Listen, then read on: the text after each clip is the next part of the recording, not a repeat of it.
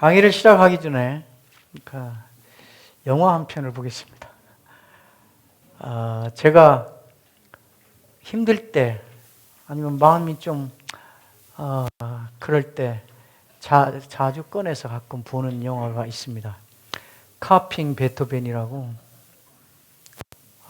그 장면 중에 날 제가 그 DVD를 오래전에 사서 갖고 보는데 폰으로 찍었는데 우리 이제 그런 편집의 전문가인 우리 간사님이 이제 계셔서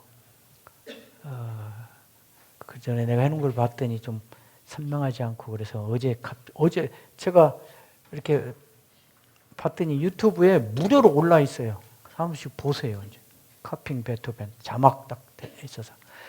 그래서 그 중에 제가 이제 쓰는 부분을 거기서 좀 잘라줄 수 있냐더니 금방 잘라서 우리 간사님 해오셨어요.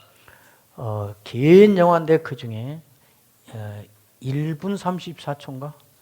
그것만 잘랐습니다. 한번 이렇게 보시면서 저게 설교하고 무슨 상관이 있다고 이렇게 시간에 저걸 보여주나 생각하시면서 한번 보시기를 바랍니다. 예, 잘 보셨습니까? 무슨 생각이 좀 드십니까? 예. 그다음 강의안을 펴시고 화면을 한번 보십시오. 강의안을 이제 좀 펴십시오.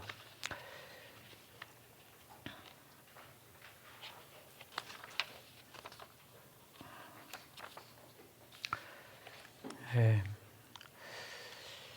저는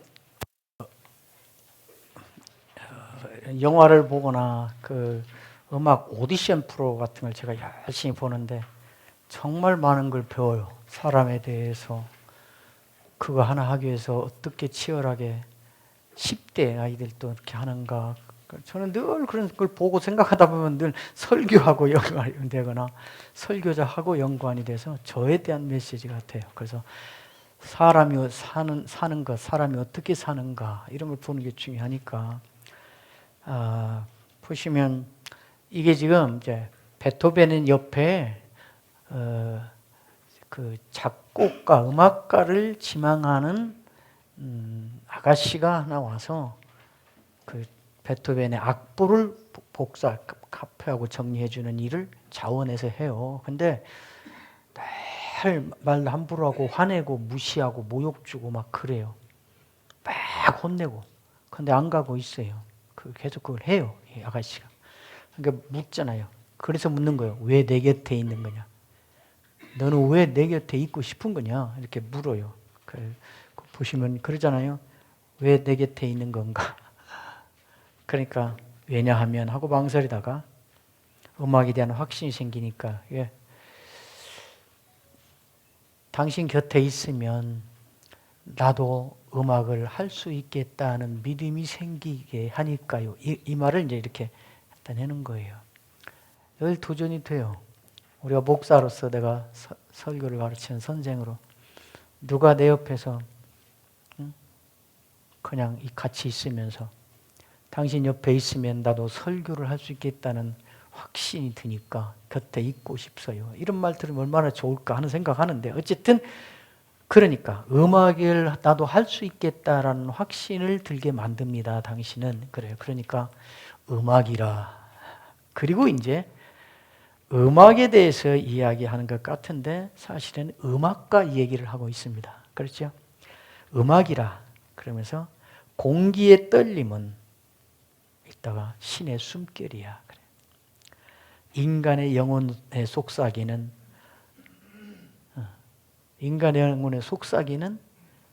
신의 숨결이라는 거예요. 공기의 떨림이. 그러면서 음악은 신의 언어야. 우리 음악가들은 최대한 가까이서 신의 음성을 듣고 신의 입술을 읽지. 그래서 그리고 신을 찬양하는 신의 자녀들을 만들어내지. 그래. 그게 음악가란 존재야. 안나. 이 사람 이름이 안나 홀츠라는. 그게 아니면 우린 음악가는 아무것도 아닌 거지. 그래. 그렇죠? 이 말을 이렇게 바꿔서 읽어도 전혀 똑같은 말 아닐까요? 저는 그렇게 읽혀요. 왜 내 곁에 있는 건가? 왜냐하면 설교에 대한 확신이 생기니까요. 당신 곁에 있으면 나도 설교할 수 있겠다라는 확신이 생기니까요. 당신한테 그런 확신이 생기게 만드니까요. 아까는 음악이라 그랬는데 그 뭘 설교라 이렇게 고쳐놓고 다른 말을 그대로 해보자고요. 설교라. 공기의 떨림은 신의 숨결이야. 인간의 영혼의 속삭이는. 설교는 신의 언어야. 신을 하나님으로 바꿔서 한번 줘보세요. 어색하면. 설교는 하나님의 언어야. 우리 설교자들은 최대한 가까이서 하나님의 음성을 듣고 하나님의 입술을 읽지, 그리고 하나님을 찬양하는 하나님의 자녀들을 낳는 사람들이지. 그게 설교자란 존재야 않나? 그게 아니면 우린 아무것도 아닌 거지. 교인을 10만 명을 모았어도, 교회를 50층짜리 빌딩을 지었어도 그게 아니면 우리는 아무것도 아닌 거지.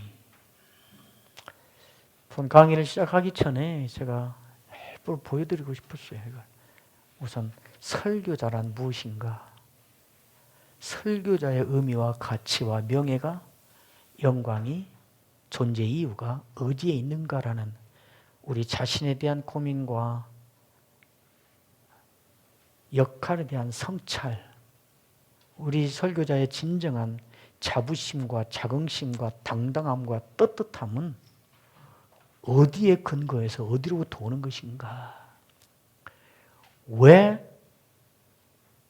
시골에서 도시 구석에서 10명, 20명 데리고 평생 목회 40년 하고 은퇴한 사람은 남은 내내 나는 목회를 성공적으로 한 것은 아닙니다만 하는 말을 늘 붙이고 다니면서 누구에게 말을 하며 기죽어야 되는가? 하나님도 그렇게 생각하실까? 저는 그런 말 들으면 화가 나요.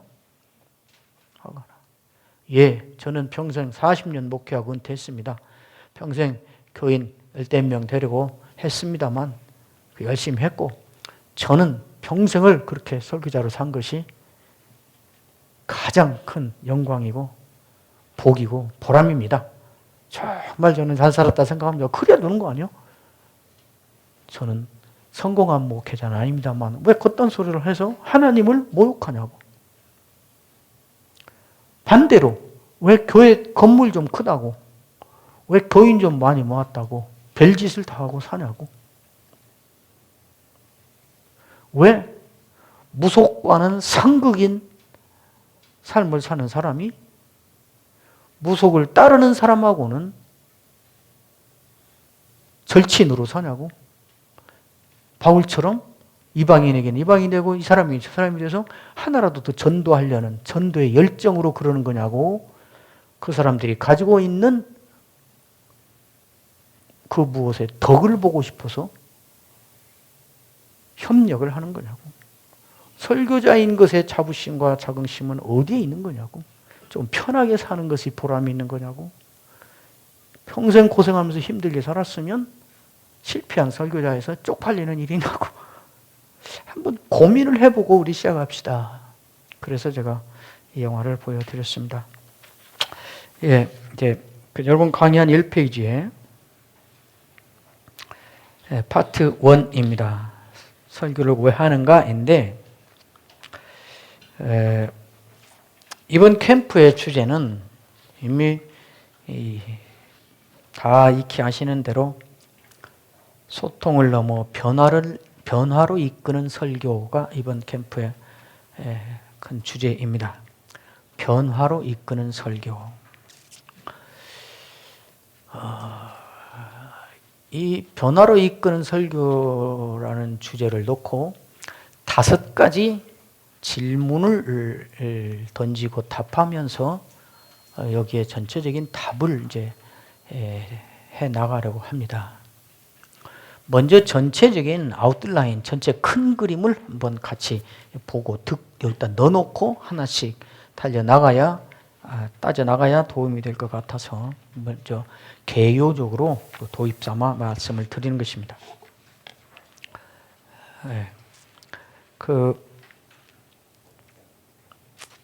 첫째, 설교를 왜 하는가? 설교의 목적에 대한 이야기입니다. 이것이 분명한가? 설교자. 두 번째, 무엇을 설교하는가? 설교의 내용에 대한 이야기입니다. 본문 이야기지요. 셋째, 설교를 누구에게 하는가? 설교의 대상에 대한 인식입니다. 청중이지요. 이 세 가지 질문이 정말 중요합니다. 설교의 목적이 무엇인가? 청중의 변화입니다.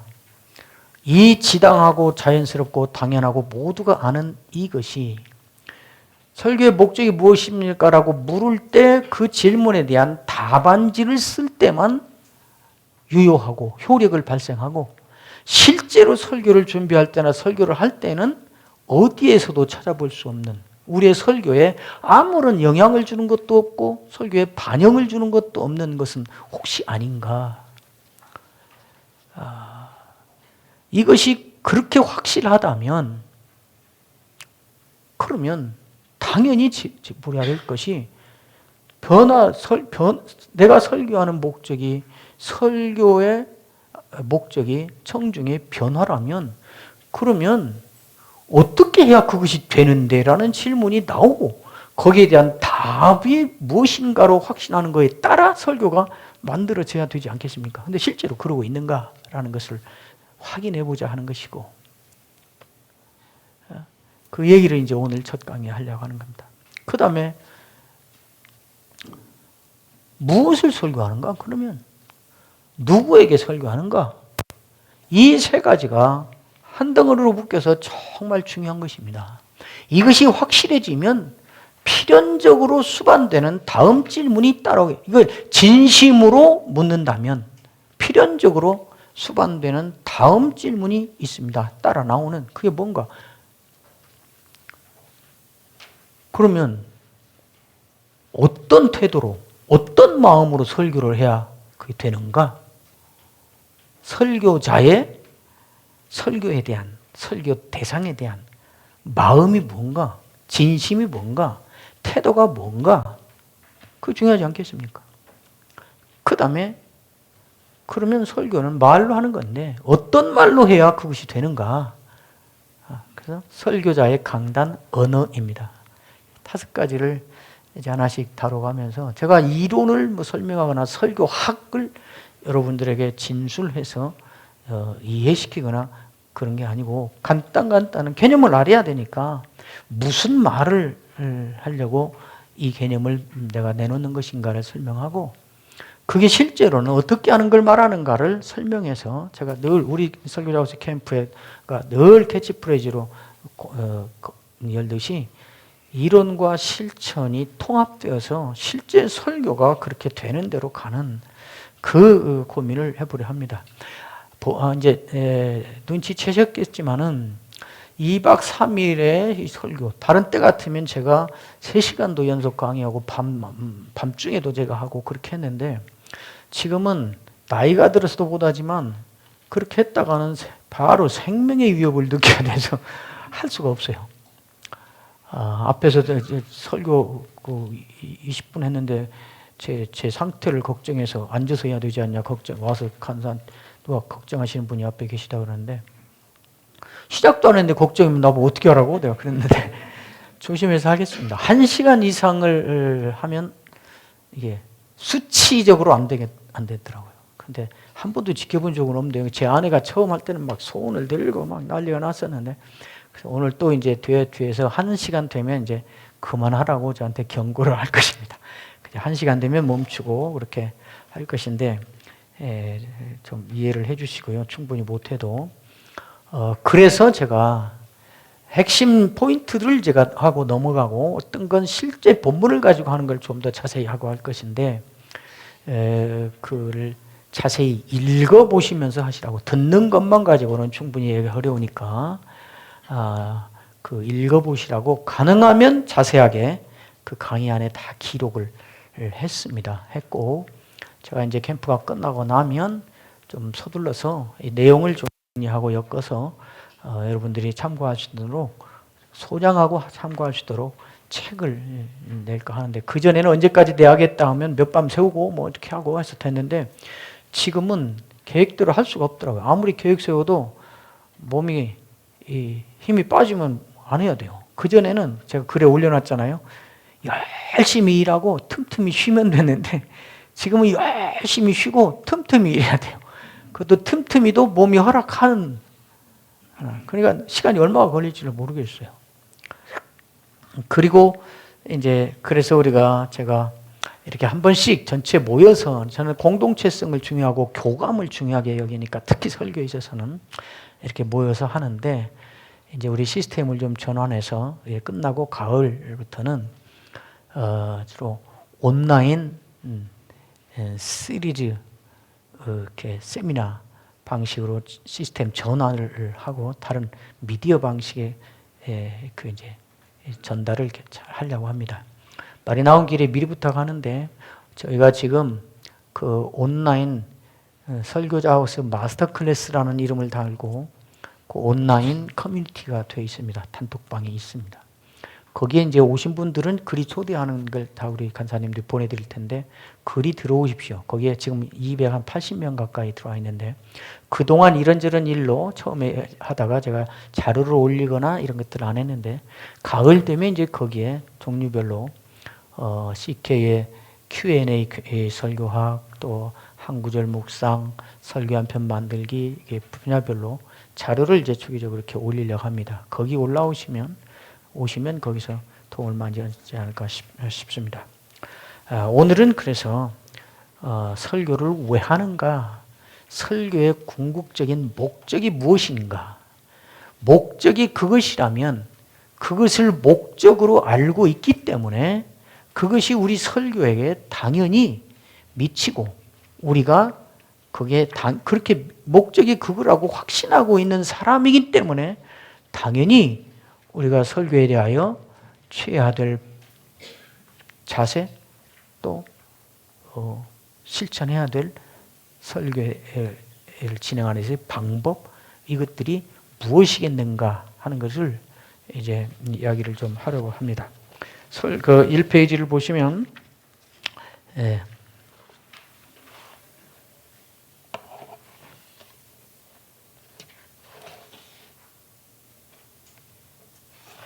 이제 설교를 왜 하는가? 결국 설교의 궁극적인 목적이 무엇인가 하는 것이고 답을 거기 써놨습니다. 설교의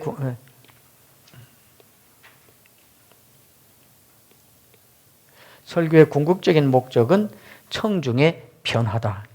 여기에 분명한 것이 목적은 청중의 변화다 하는 것입니다. 그리고 제가 거기에 그냥 몇 마디 그 설립처럼 써놨습니다. 설교자는 본문을 왜 읽고 탐구하고 묵상하는가? 여러분들이 설교자로서 본문 개인 수양이나 개인적인 신앙 성숙이나 또 개인적인 그 설교 해석에 대한 연구나 이것이 아니라 설교자로서 나는 설교해야 하기 때문에 본문을 좀 읽어봐야겠다라는 설교라는 테두리 안에 들어와서 성경을 읽을 때 왜 성경을 읽는가 그 성경을 하는 것이 분명해야지 않겠냐 말이죠. 왜 여러분 성경을 읽죠? 왜? 금방 제가 말했잖아요. 설교하려고 읽는 거죠. 왜 본문을 읽습니까? 설교하려고 읽지요. 그러면 설교하려고. 그러면 왜 설교를 하려 하는가? 왜? 그 설교의 궁극적인 목적이지요. 내 설교들을 청중을 변하게 하려고 그러지. 청중의 변화를 위해서 나는 설교를 하는 거지. 설교를 위해서 하는 건 뭔데? 그래서 성경을 읽지. 이게 당연한 거 아니겠어요? 그것을 위해서 성경을 어떻게 대하며 어떻게 다뤄야 하는가라는 문제가 당연히 따라오겠죠. 이렇게 되면. 이런 의식이 없이 성경을 읽으면 이거 어떻게 읽어야지? 이 본문을 어떻게 읽어야 청중에게 전달이 되지? 이게 우리 교인들에게는 무슨 말인 거지? 이런 걸 물을 틈이 없잖아요. 그냥 답만 얻으면 되는 거잖아요. 그러니까 그 부분을 정말 명심하고, 설교의 궁극적인 목적은 뭔가? 청중의 변화다. 나는 왜 설교하는가? 우리 교인들을 변화시키려고 설교한다. 변화시키려고 설교한다. 우리 교인들을 변화시키려고 그러면 설교할 때 뭘 갖고 하는데? 성경이지. 그러다가 이걸 읽는다. 이것을 늘 명심하고 그것이 그냥 자동으로 체질화돼서 그것에 의해서 내가 돌아가는 그런 사람이 되어야지 않겠냐 이거죠. 이거 그냥 아는 것이면 저리 던져버리고 성경을 읽을 때나 이런 때는 그냥 아무 생각 없이 따로 읽으면 되겠냐 이 말이죠. 그러니까 아까 말한 것처럼 설교의 목적이 무엇인가? 나는 무엇을 설교하는가? 나는 누구에게 설교하는가? 이 세 가지가 가장 기본적으로 본질적으로 중요한 것입니다. 목적이 분명하지 않으면, 청중을 변화시키기 위한 거라는 목적이 분명하지 않으면 아무리 내용이 뛰어나고 수준 높고 학술적이고 심오하고 그래도 그거는 목적을 이루는 데 화살이 적중하지 않으니까 그것은 허공을 치는 것입니다. 그렇죠? 그 내용이 성경을 말하는 것이 아니면, 본문을 말하는 것이 아니면 그것은 그 설교는 그냥 꽝인 것입니다. 꽝이에요. 아무것도 없는 꽝이에요. 그 설교를 하는 대상이 청중이어서 청중을 목표 삼고 대상 삼아서 하는 것이 아니고, 자기가 하고 싶은 이야기, 자기가 잘할 수 있는 이야기, 자기가 흥분해서 감동하면서 할 수 있는 이야기, 그거를 하는 거라면 그건 자기 도취지요. 그렇지 않습니까? 그건 자기 도취지요. 그러니까 그거는 헛발질하고 있는 것입니다. 자칫하면 우리가 설교를 허공을 치는 설교, 사실은 꽝인 설교, 사실은 어디 대상도 없이 그냥 헛발질만 하고 있는, 자기 혼자 도취해서 흥분해서 하는 그런 설교가 되기 쉽다라는 경각심을 가지고, 나는 지금 목적에 맞는 의식을 갖고 이 설교 준비하고 있나? 성경을 읽고 있나? 나는 지금 이 말을 우리 교인들 들으라고 지금 교인들에게 말하려고 지금 준비하고 있나? 하고, 나는 지금 이 말을 본문 어디에서 갖고 와서 하는 말인가? 이 본문에서 온 말이냐? 이 본문은 무슨 말을 하는 것이냐? 이걸 늘 고민하면서 해야 제대로 된 설교를 준비하는 게 되지 않겠냐 이 말이죠. 그런 내용을 제가 해놓은 게 거기입니다. 성경의 목적과 대상 했는데, 이게 무슨 말인가 하면, 설교를 꼭 청중의 변화라고 그렇게 고집해놓고 그것만 설교의 궁극적인 목적인 것처럼 그렇게 말할 필요는 없지 않느냐라는 이의를 제기할 수 있어서, 이것이 그냥 내가 설교학적 관점에서 설교학적 이론의 하나를 내 주장으로 주장하고 있는 것이 아니고, 설교의 궁극적인 목적이 청중의 변화라는 이 말은 성경이 하고 있는 말이다라는 것을 하려고 하는 것입니다. 성경이 뭡니까? 성경은 그때 그곳에 있는 그 사람들에게 하신 하나님의 설교입니다. 그렇죠? 그렇잖아요.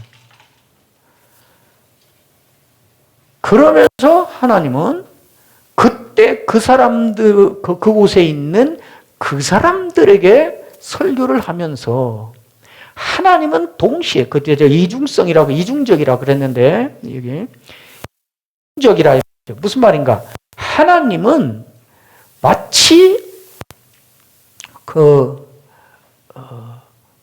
아담과 이브를 만들어 놓고, 사람 2개 놓고 땅을 정복하라.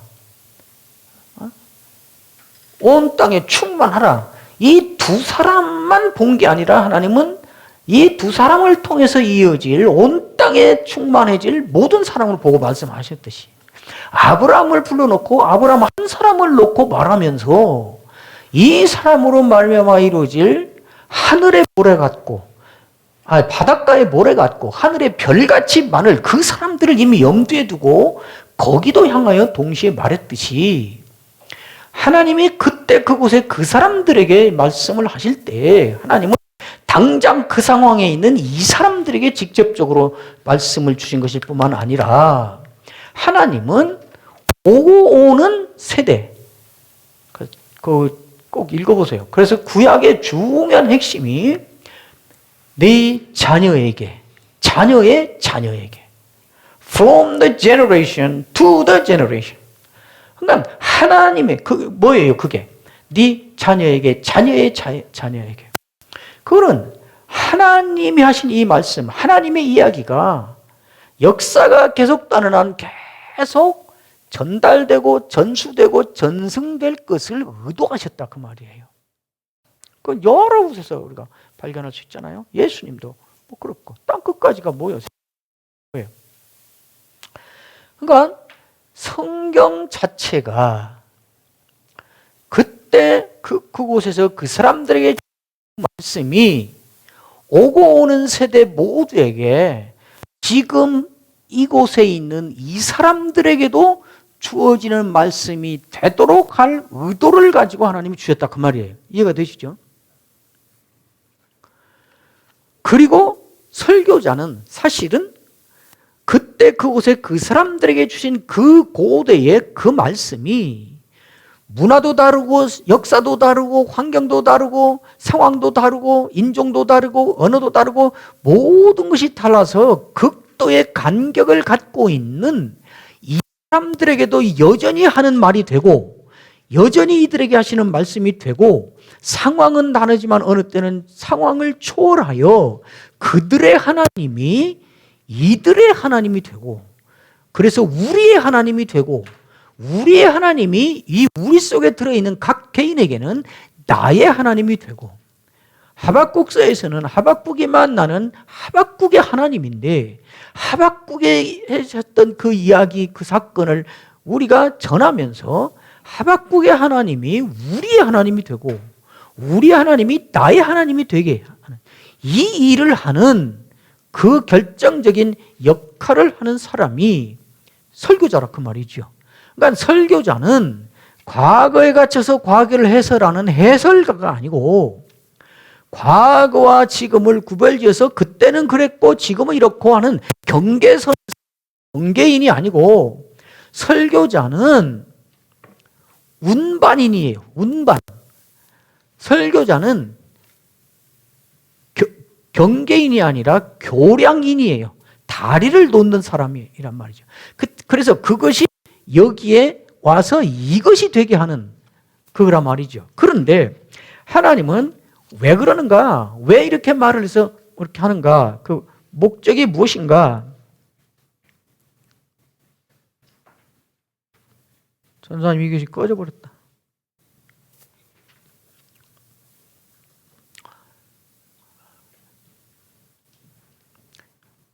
진짜 중요한 일을 하려고 할 때는 꼭 사탄이 나타나.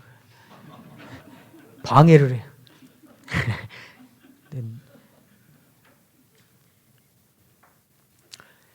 왜 그러는가?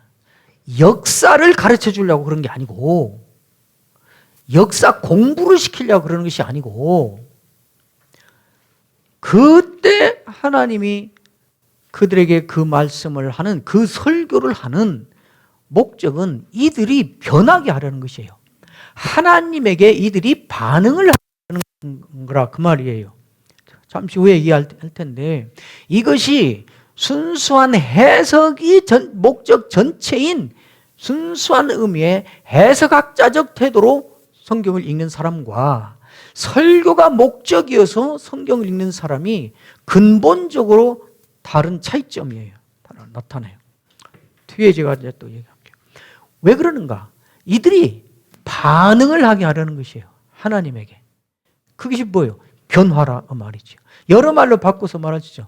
변화라고 할 수도 있고, 그 다음에 무슨 성화라고도 할 수 있고, 내일 우리 전성식 박사가 강의합니다만은, 어쨌든 하나님이 말씀하시고, 하나님이 역사하시고, 하나님이 책망하시고, 하나님이 위로하시고, 하나님이 지적하시고, 하나님이 어떤 식으로 주어지든 양상은 다양하지만, 그것을 하는 주체로서 나타나셔서 맞닥뜨리는 이 하나님에 대하여, 하나님이 그렇기 때문에 거기에 대한 반응을 나타내게 하려고 그런다 이 말이죠. 그거를 우리는 지금 이제 설교학적 용어로 저는 청중의 변화라고 하는 것이에요. 그거를 의도하셔서 하신 것이 구약 전체 흐름이고, 신약에도 오면 제가 거기 말씀을 인용해놨는데, 디모데후서 3장 16절 10절 모든 성경은 하나님의 영감으로 된 것으로 교훈과 책망과 바르게 함과 의로 교육하기에 유익하니 이는 하나님의 사람으로 온전하게 하며 모든 선한 일을 준비되게 하려는 것이다. 거기에 유익이 되게 하려고 하는 것이다. 그러니까 모든 성경이라 그랬잖아요. 그러니까 성경을 주신 목적이 신구약을 막론하고 성경 자체가 가지고 있는 목적이 있단 말이죠. 그게 뭐예요?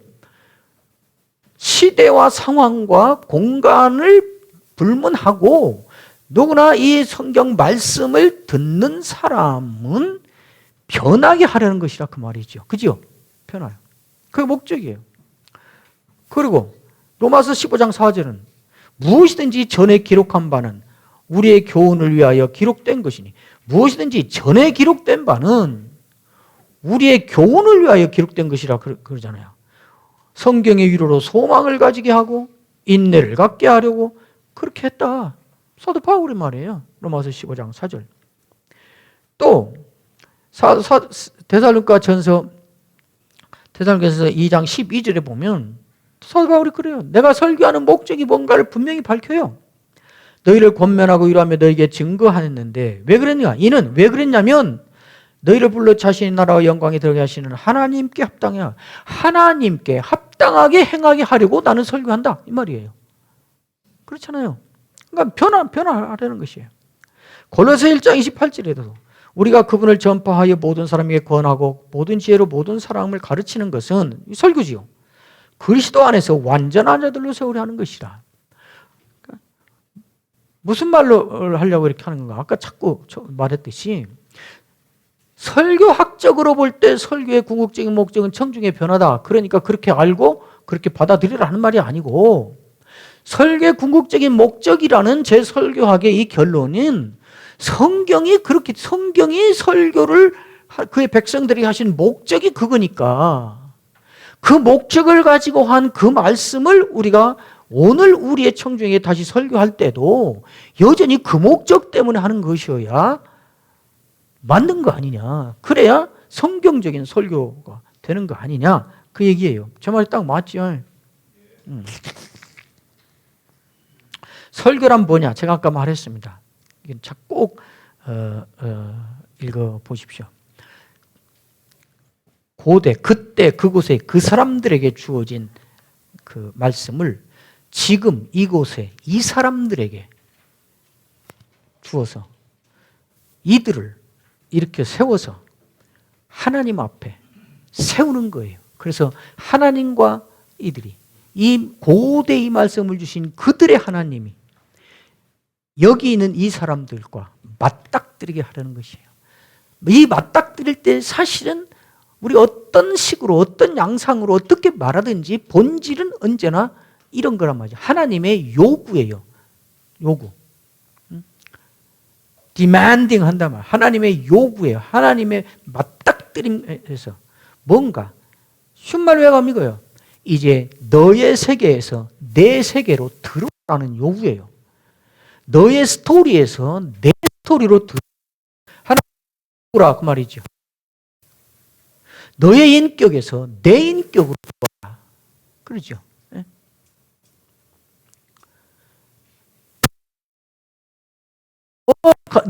너 혼자 가는 세상에서 나와 함께 가는 세상으로 옮겨와라.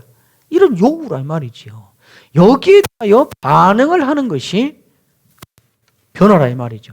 그러니까 뒤에 이제 변화에 대한 이야기 또 제가 합니다만은, 그러니까 변화는 설교의 궁극적인 목적으로 우리가 설정하는 변화는 어떤 변화인가? 바꾸어진 모든 것을 변화라고 할 수 없어요. 이 대목에서 우리 설교자들이 자칫하면 자꾸 속아요. 그 이야기 뒤에 제가 있으니까 가서 하고. 설교의 궁극적인 목적이 이거라고 우리가 확신한다면, 설교의 궁극적인 목적은 청중의 변화라고 확신하고 이제 받아들인다면, 그것이 수반하는 다음 사항들이 뭔가, 그것을 확실한 질문과 대답, 그래서 제가 아까 말한 것이 그것입니다. 청중의 변화라는 사실은 1차적으로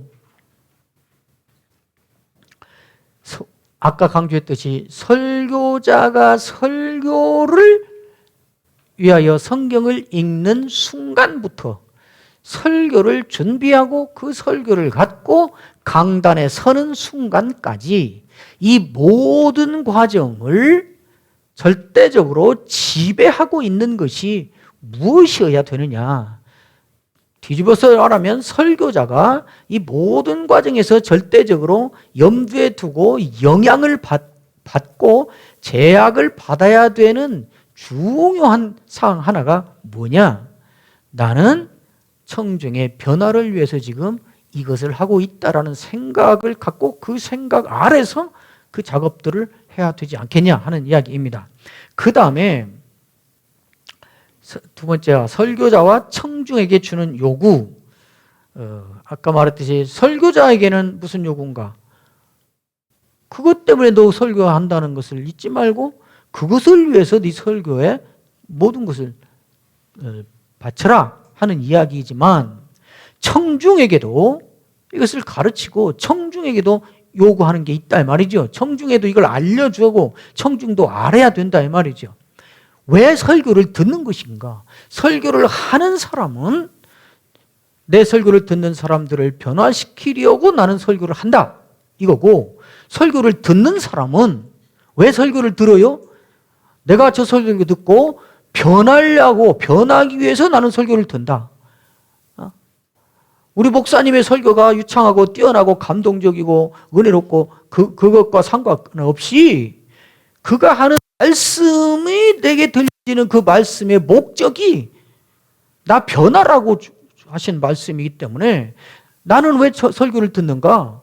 그 말씀을 듣고 그 말씀을 누가 하든지 상관없이 그 말씀이 성경 말씀이난 하나님의 말씀이난 어쨌든 그 말씀을 듣고 나는 변하려고 듣는다. 이것이 분명히 한다. 그걸 요구한다 이 말이에요. 청중에게도. 그러니까 청중에게 자꾸 가르치세요. 가르쳐. 성경이 우리에게 하시는 목적이 뭔가? 변화라고 한다. 그러니까 우리는 들을 때 어떻게 드려야겠는가? 변하려는 의식을 갖고 변해야 된다라는 목표를 가지고 설교를 드려야 됩니다.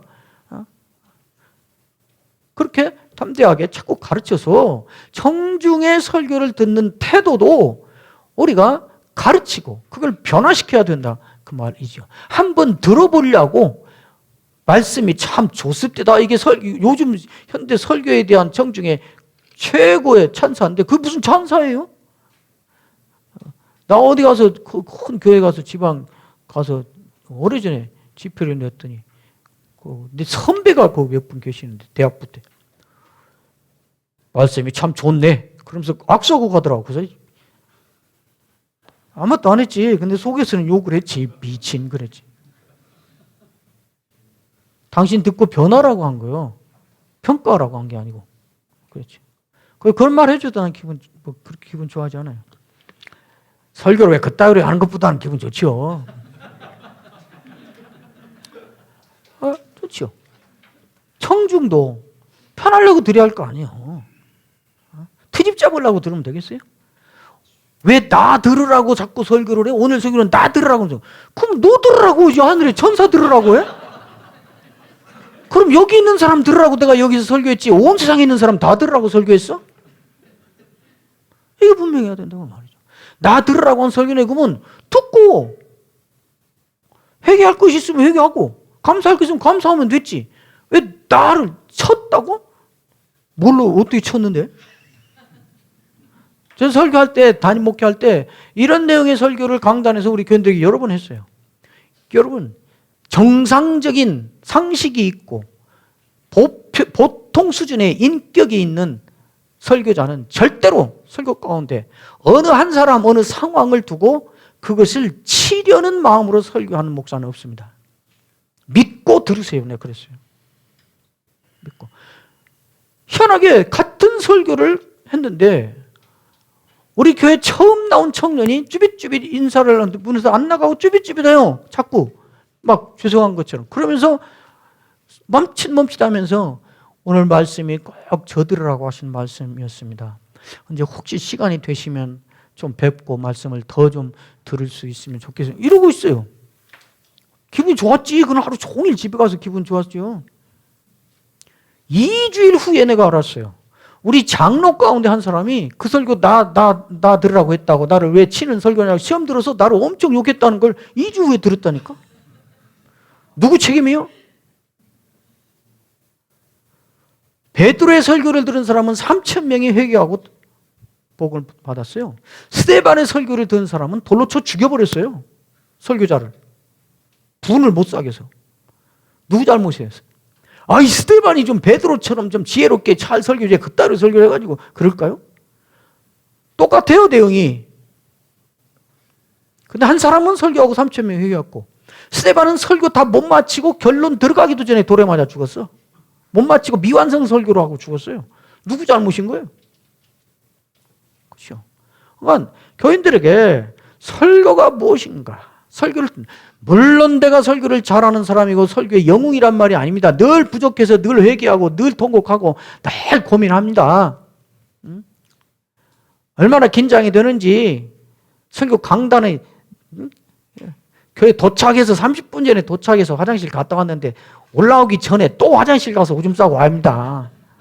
그렇게 긴장합니다. 내가 제 설교가 여러분 턱없이 부족한다는 걸 저도 잘 알죠. 그러나 그래도 하나님이 우리 교인들에게는 나를 통해서 말씀하고자 하신다는 마음으로 준비해서 설교합니다. 그러니까 내 말수나 언변이나 내가 그대로 살았는가 못 살았는가 내 도덕심이나 이런 게 너무 매이지 마시고 그런 거에 매여서 나 때문에 하나님의 말씀을 제대로 듣는데 장애받지 마시고 죄송합니다만은 내가 그렇게 돼서 그러나 어쨌든 하나님이 저분을 통해서 우리에게는 말씀하시려고 한다. 그러니 그 가운데 하나님을 말씀을 들으려고 해서 보시고 말씀을 왜 듣는가?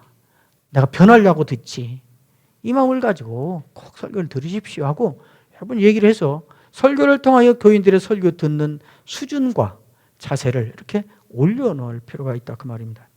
설교의 본질에 대한 함축.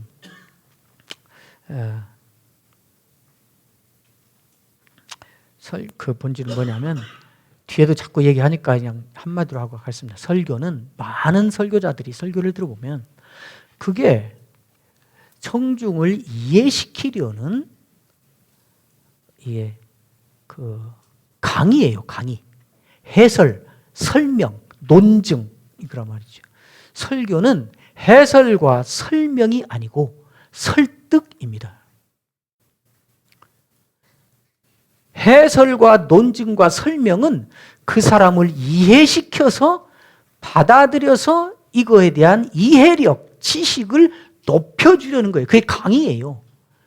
근데 이런 방법을 수단으로 설교가 쓰긴 하지만 그러나 설교는 본질적으로 이해시켜서 이걸 알게 하려는 지식을 정보하거나 데이터를 제공하는 자료를 제공하는 논리의 세련됨을 보여주려는 그런 해설이 아니고 설명이 아니고 메시지를 선포해서 청중을 설득하여 청중이 손발을 움직여 변하게 하려는 설득 행위입니다. 설교자는 강의 프로가 아니고 해설 프로가 아니고 설득 프로입니다.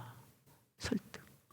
그래서 강의에는 이해시켜야 될 주제가 있고 설교에는 선포해야 될 메시지가 있는 것입니다.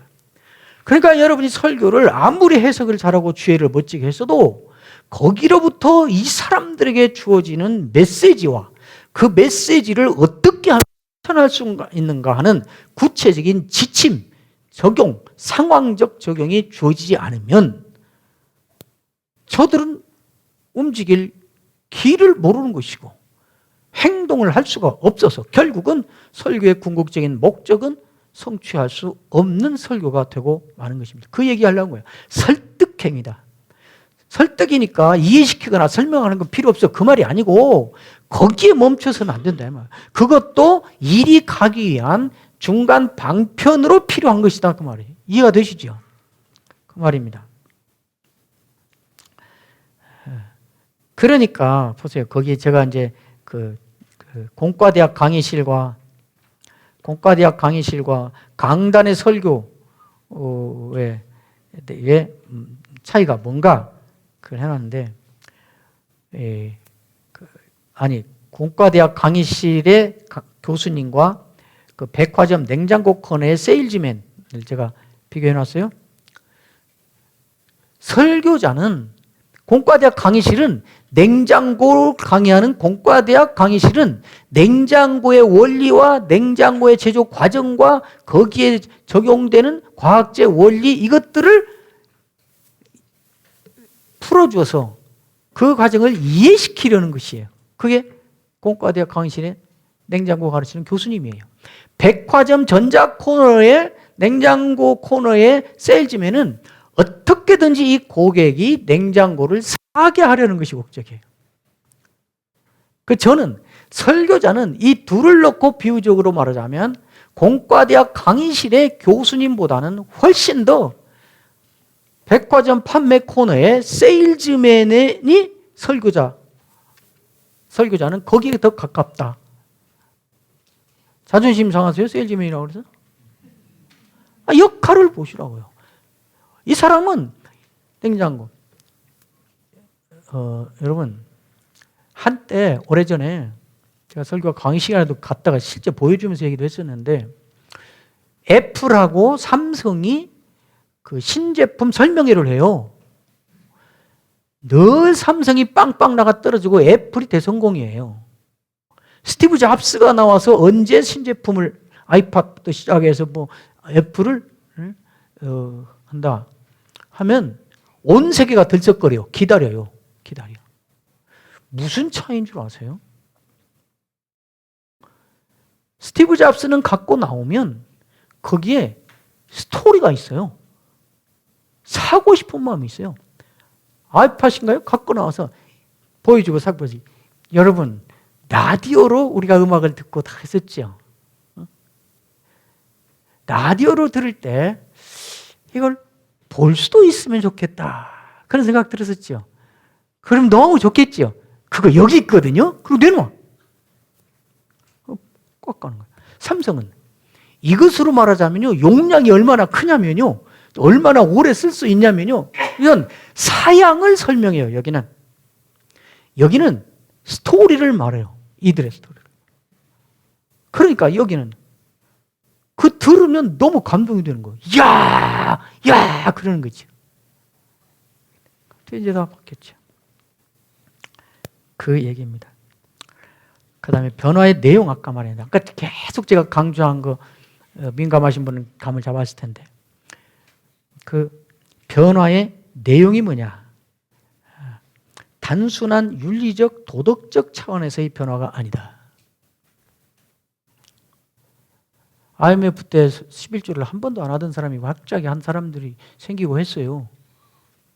그러니까 막 옥사가 놀라가지고 막 아니 아무 일 없을 때도 11조를 안 하던 분이 더 어려워지고 막 진짜 살림들이 어떻게 11조를 하시 그렇게 참 훌륭한 생각을 하셨냐고 대단하시다고 그랬더니 목사님 설교를 자꾸 들으면 가만히 생각해 보니까 지금은 건물도 사봤자 막 10분의 1, 10분의 1로 떨어져서 할 수도 없고 은행은 다 뭐 보상도 아니고 은행 도산나고 그러지.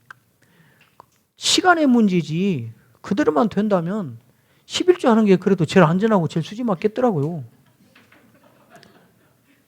30배, 60배 막 준다니까. 왜 그 생각을 하고 변했죠? 설교 듣고. 그럼 설교의 궁극적인 목적이 청중의 변화인데 변했으니까 내 설교는 궁극적 목적을 성취했다. 그럴까요? 그래서 거기 변화의 내용이 뭐냐? 그걸 한마디로 제가 신학적 변화라 그랬어요. 도덕적, 윤리적, 도덕적 차원에서 변화가 아니라 하나님의 세계, 하나님의 이야기로의 변화다. 하나님과 관련이 있어서 일어나는 변화여야 된다. 그래서 제가 하나님과 관련이 있다. 하나님과 관련은 맺고 일어나는 일이다. 그래서 그걸 그냥 추상적으로 개념화해서 신학적 변화라 그랬어요. 그러니까 이렇게 놓고 보면 설교자들은 그 다음 수반되는 다음 책임이 있지요. 우리 교인들이 변할 때 살펴봐야 되는 거지. 11조가 수지 맞아서 그런 건가? 정말 설교의 은혜를 받고 하나님을 만난 건가? 신학적 변화가 일어난 건가? 판다 그죠. 한국 교회가 신뢰를 잃고 이렇게 하면서 교회 갱신 운동이 일어나고 한국 교회가 이렇게 추락하고 도덕적 부패해서 안 된다. 교회 갱신 운동을 하자 해서 여러 단체, 여러 개인들이 일어났는데 그때 제가 후에 일어나면서부터 글도 쓰고 이렇게 했는데 그 교회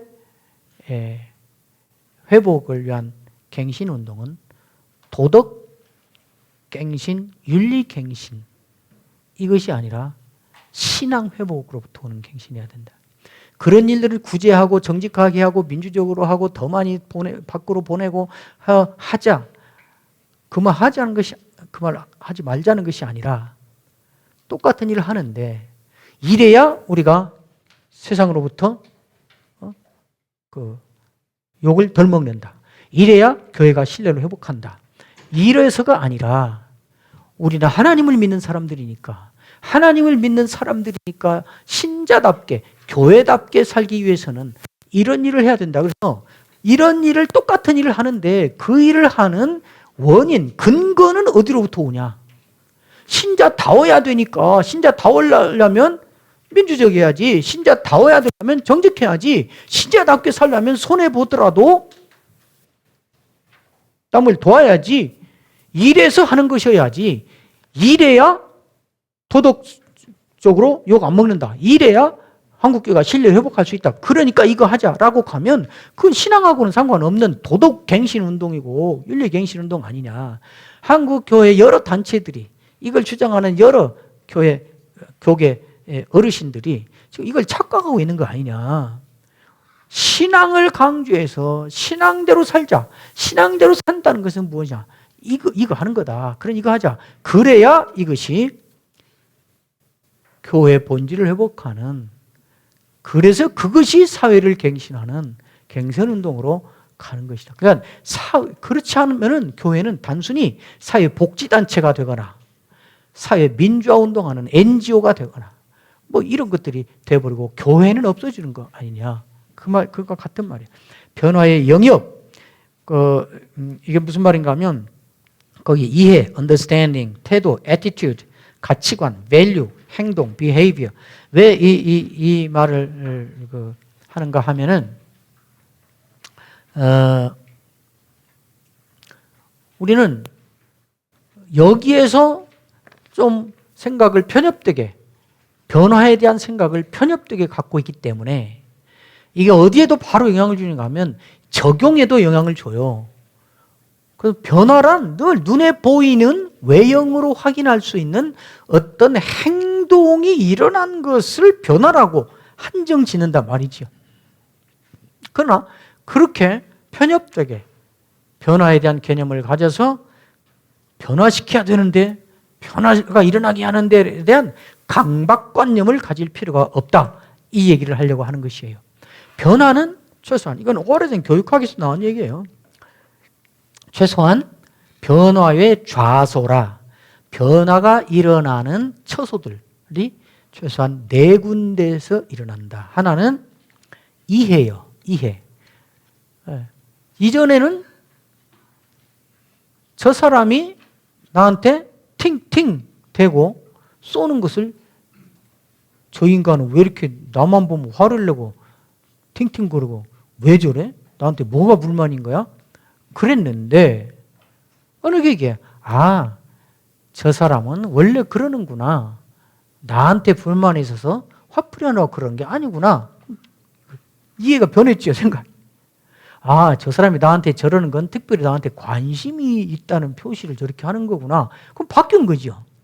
근데 어디에도 안 나타나죠. 지 마음속에서 일어났어요. 예. 이것도 변화라 이 말이지요. 변화. 그 다음에 태도, attitude. 태도가 바뀌어요.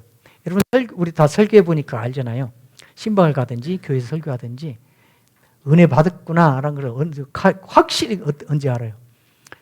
내 설교 듣고 은혜 받았으면 그전에는 멀뚱멀뚱 이러고 같은 사람도요, 은혜 받으면 자기도 모르게 저절로 인사하는 태도가 달라져요. 그러면 알아요. 부교육자 할 때 신방 가면 어서 예수님 삐쩍 마른 52kg짜리 삐쩍 마른 젊은 사람이 목사라고 와서 있으니까 자기 와이프 얘기 듣고 이렇게 오니까 남편이 이제 병 걸렸었는데 예수는 안 믿으니까 한번 갔더니 앉으라고도 안 해요. 왜?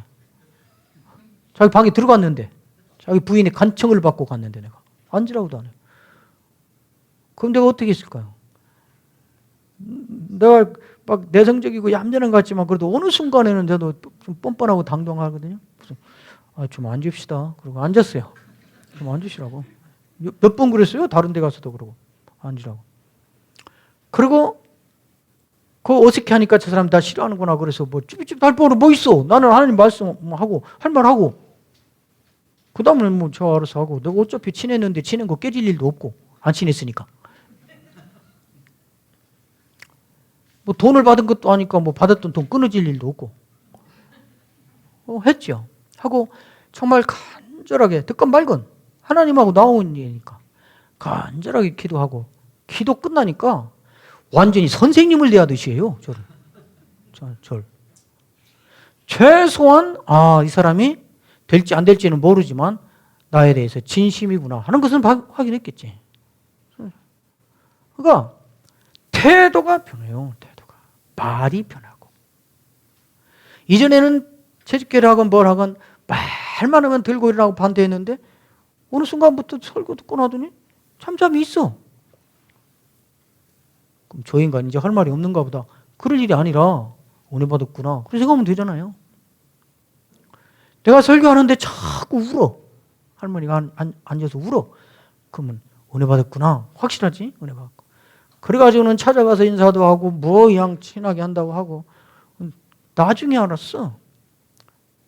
내 설교가 너무 은혜로워서 울은 게 아니라 삐쩍 마른 52kg 참띠나 젊은 사람이 강단에 올라가서 그 바락바락 소리를 질러대는 모습을 보고 객지에 나가 있는 자기 아들 생각이 났대요. 그래서 참띠나 젊은 사람이 벌어먹고 살자고 저렇게 애를 쓰는 모습이 안쓰러워서 눈물이 났대요. 속은 거지. 그래서 그때부터 그 부교육자 때예요. 제가 부교육자 때 설교를 엄청 많이 했거든요.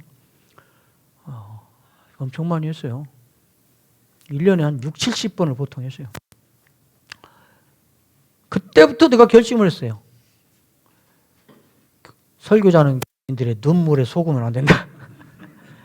울었다고 무조건 은혜 받은 줄 알고 은혜 받은 사람 대해서 참 안 되겠구나 하는 걸 알았어요. 그 다음에 청중이 변하지 않는 나의 설교를 어떻게 할 것인가. 이건 읽어보십시오. 이건 강단으로 가는 길 제 책에도 썼고 제 실제 경험입니다. 설교자에게는 늘 이게 초조한 것이 되고 부담이 되고 그렇습니다. 그래서 나중에는 자기 회의에 빠져요. 내가 설교자를 그만둬야 되는가? 그런 자기 회의에 빠지는데 그때 어떻게 해야 되는가를 제가 써놨으니까 꼭 쉬는 시간이나 아니면 방에서 돌아가서 읽어보시고 그 다음에 이제 아까 본문을 읽을 때 변화가 목적인 설교를 하기 위해서 본문을 읽는다 그랬잖아요. 이 대목만 얘기하고 쉬겠습니다. 10분 남았다고 아까 들고 서 있었는데 설교자의 본문 읽기 혹은 해석이라고 하든지 여기 제 경험으로 보나 제 이론으로 보나 본문 해석을 어떤 해석 방법을 통해서 어떻게 해석할 건가 하는 것보다 우선적으로 훨씬 더 중요한 것은 본문을 해석하는 설교자로서 해석자 설교자로서 내가 해석하는 내가 대하고 있는 이 본문에 대하여 갖고 있는 신학적 전제가 무엇인가 이것이 분명한 것이 더 중요합니다. 내가 취하고 있는 해석 방법이 뭐 자유주의적인가 보수주의적인가 이런 모든 논의 전에 훨씬 더 근본적으로 중요한 것은 내가 이 본문에 특별히 권위에 대하여 갖고 있는 나의 신학적 전제가 무엇인가, 그것이 중요합니다. 거기 보시면 첫째, 성경은 하나님의 말씀인가? 둘째, 성경은 하나님의 말씀이 되는 경우가 있는 책인가? 성경은 하나님의 말씀을 포함하고 있는 책인가? 성경에 기록된 내용들이 반드시 사실일 필요는 없다. 그렇게 기록한 의미와 그렇게 기록한 의도를 파악하는 것이 중요하지. 그래서 그 의도를 설교하는 것이 중요하지. 기록하고 성경이 기록하고 있는 모든 내용, 사건들이 꼭 사실일 필요는 없다. 이 입장인가? 여러분의 입장은 어디입니까? 이 입장을 전제를 어떻게 갖는가에 따라서 본문을 읽고 본문 해석하는 과정에서 부딪히는 문제들을 해결해 나가는 방법이 천양지차로 달라진다는 것을 아셔야 됩니다. 저는 어떤 경우에도 성경은 하나님의 말씀이다라고 믿는 전형적인 보수주의 입장을 저는 갖고 있습니다. 어느 때는 본문이 앞뒤가 모순되고 말이 안 되고 과학적으로 틀릴 때가 있습니다. 기록이. 그럴 때 저 같은 전제를 갖고 있으면 이 말씀은 오류가 없는 신적 기원을 가진 하나님의 말씀이다라고 믿기 때문에 그런 문제가 생기면 어떻게 되묻게 되는가? 하나님은 왜 말이 안 되는데, 앞뒤가 안 맞는데 이런 방식으로 말씀하셨지? 이렇게 말씀하시는 하나님 의도가 뭐지? 이렇게 물어요. 그러나 그 밑에 있는 다른 것들 취하면 이건 사람이 카피한 거라. 사본이어서 사람이 이렇게 베끼다가 인간의 능력의 한계로, 인간적인 한계 때문에 실수가 날 수도 있지. 그러니까 이건 오류지 하고 바로 오류라는 판정으로 가버리게 됩니다. 그렇죠?